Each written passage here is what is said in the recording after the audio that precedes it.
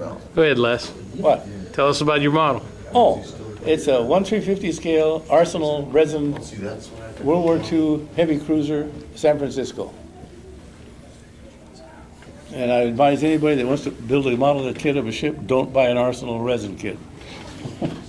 Ooh. You edit those out? No. Oh, okay.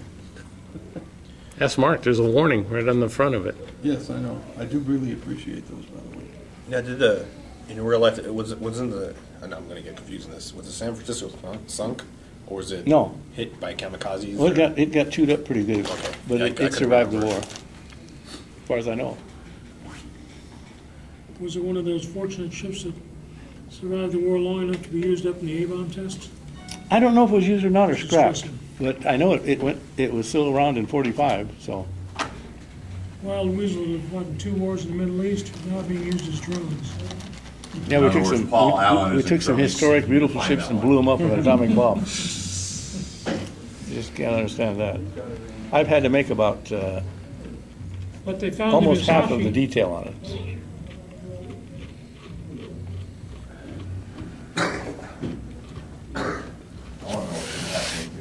So you get all the guns over here, AA guns and stuff. Well, the guns that came with it, I used I was actually able to salvage. These aren't bad, but they're not as good as they could have been. I salvaged the resin guns, but the anti-aircraft guns were all junk, so I've had to replace them. Dual Bofors. The airplanes were terrible, and those I've made. The propellers were broken. The rudder was no good. The supports for the propeller shafts were junk. Most of the fine detail on it I've had to replace or make. The hull, the best part of it, the hull was really beautifully cast. What scale is it? 1/350. Oh, okay. Nice.